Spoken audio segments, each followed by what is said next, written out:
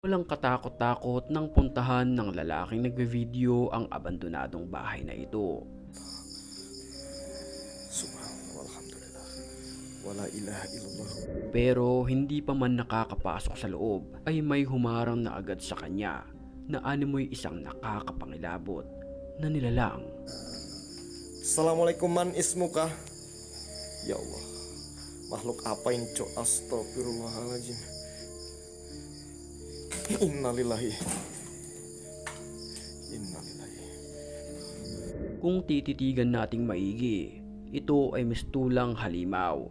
May pulang mga mata, matatalas na mga pangil, at kulay itim. Ya Allah, cabang bayi, Allahu Akbar. Subhanallah, walhamdulillah, wala ilaha illallah. Allah. Ayon sa iba, posibleng nakamaskara lamang ang nilalang na ito.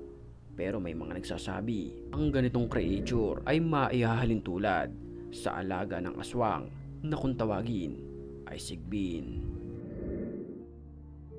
Naayon sa paniniwala na ang sigbin ay isang nilalang na sumisipsip ng dugo ng tao at hindi mo ito mahuhuli dahil sa sobrang bilis nitong kumilos.